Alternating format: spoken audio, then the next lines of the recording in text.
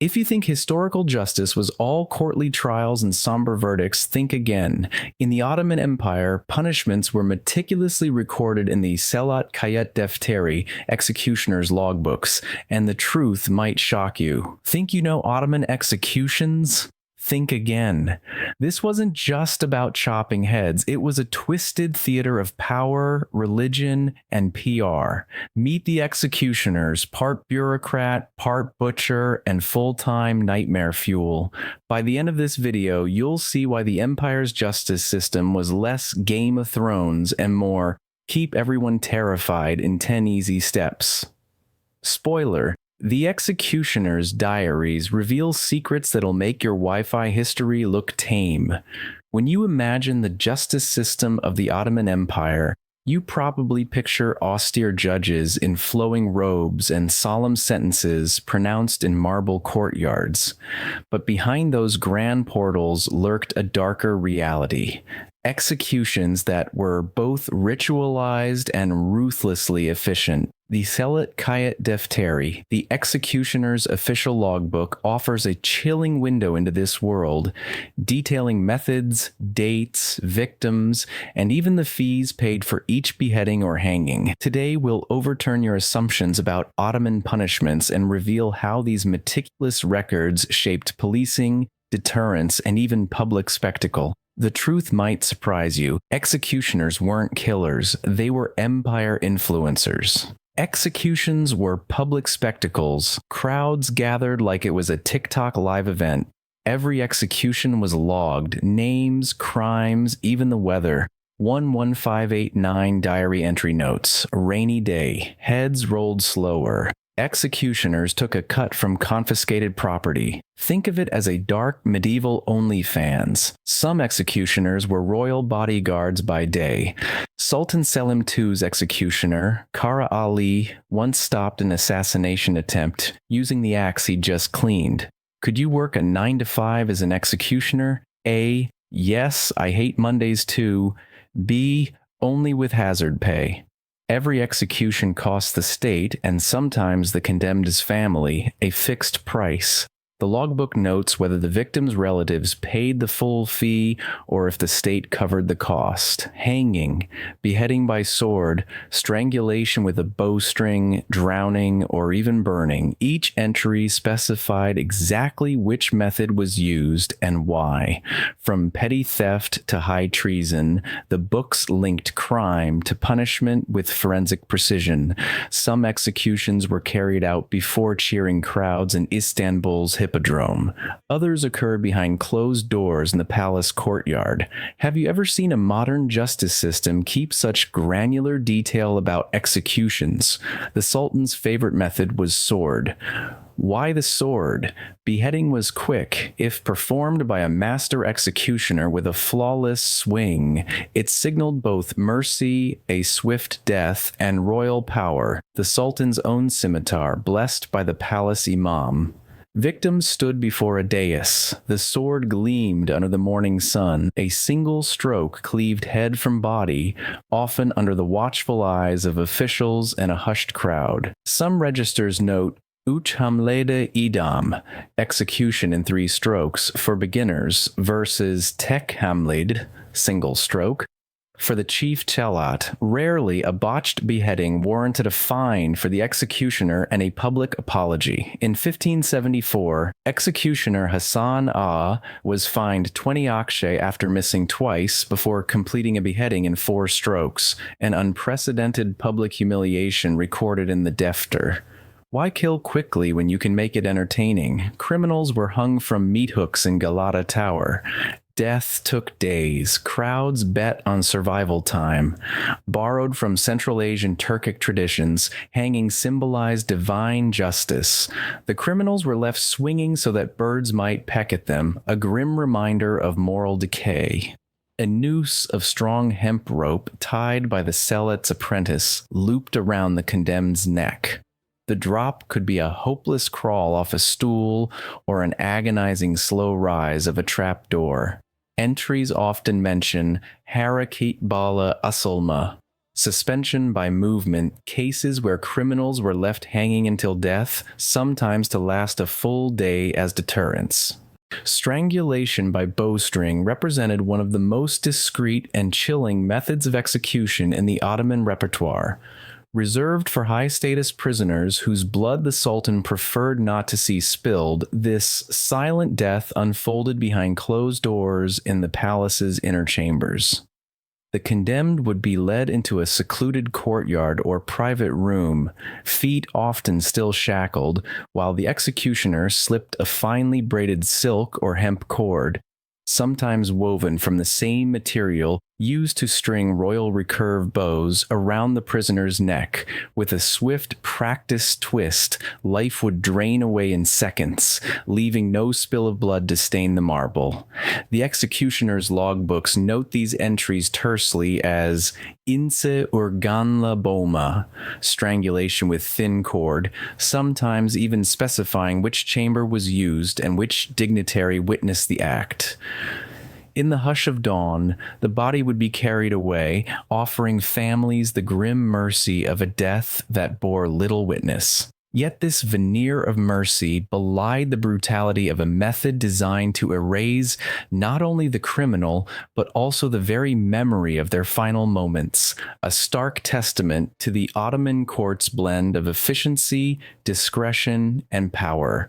Drowning was a rare but symbolically charged method of execution in the Ottoman Empire, used primarily for crimes that were sensitive under Islamic law, such as adultery. This method allowed the state to avoid shedding a woman's blood while still delivering a harsh punishment. Victims were often bound and submerged in cisterns or dragged into the Bosphorus with stones tied to their feet.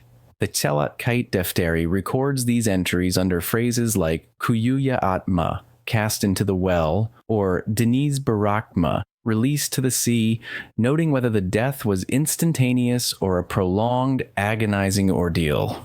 Although it might appear more merciful than other methods, drowning could be both deliberate and torturous, reflecting a complex interplay between religious doctrine and the state's desire for deterrence. During moments of intense religious or political upheaval, the Ottomans occasionally reverted to even more extreme forms of punishment. Burning at the stake, once reserved for heretics and blasphemers, resurfaced during the Sheikh Bedreddin Rebellion in 1416. Performed in public squares, these executions were designed to crush dissent through spectacle. The executioner's logbooks tersely note odun yakma, burning with wood, offering few details beyond the date and location. These entries are remarkably scarce, underscoring how exceptional and profoundly disturbing such punishments were. In these rare cases, the empire demonstrated that ritualized cruelty could serve both as a tool of repression and as a warning to would-be rebels. Far from anonymous henchmen, Ottoman selats occupied a recognized and paradoxically essential role within the imperial bureaucracy. Clad in black robes and bearing silver-hilted daggers, they were both feared and officially sanctioned. Their profession required formal apprenticeship. The logbooks sometimes list the names of paid apprentices alongside the master executioner. This system enforced a standard of competence, ensuring that each execution was carried out swiftly and accurately. Botched executions, whether due to a dull sword or a missed noose, resulted in fines recorded in the same defter.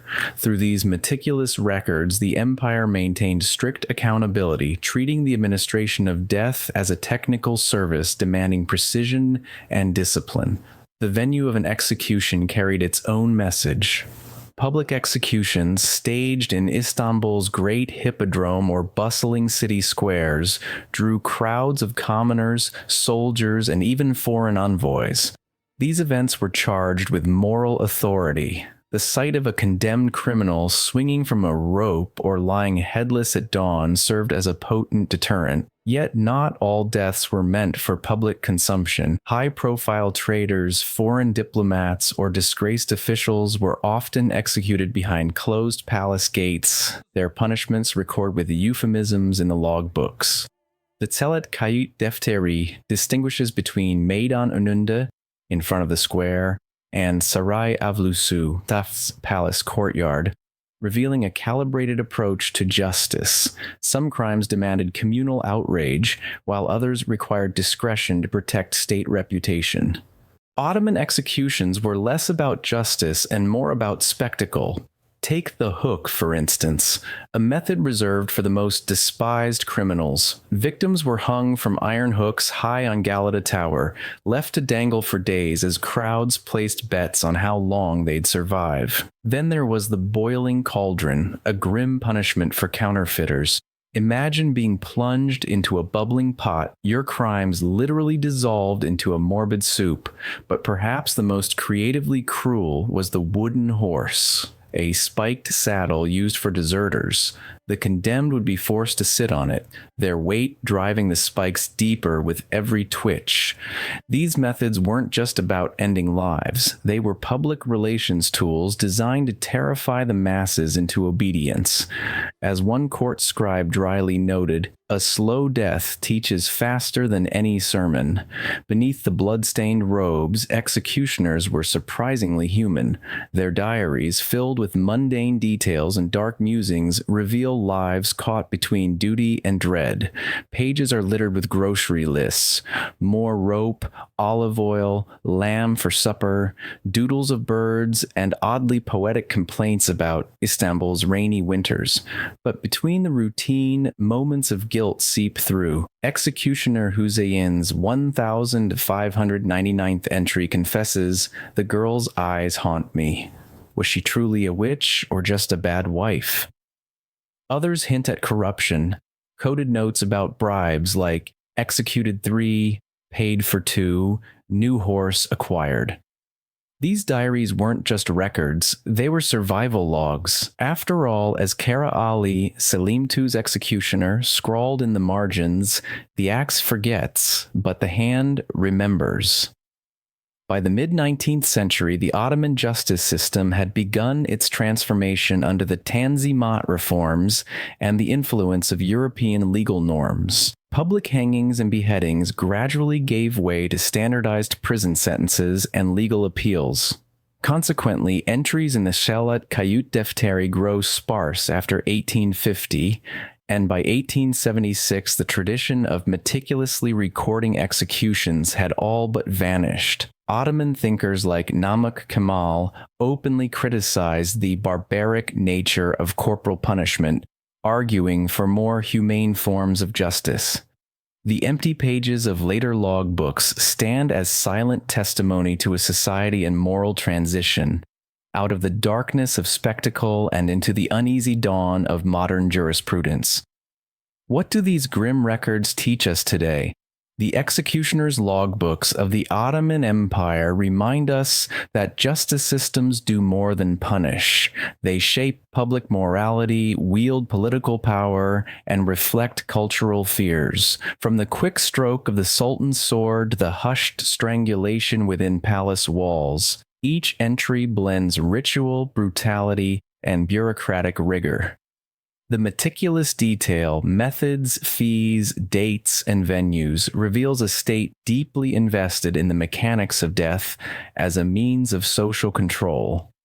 Yet the eventual disappearance of these records also shows progress, a gradual rejection of violence as spectacle, and a move toward more tempered and humane forms of punishment.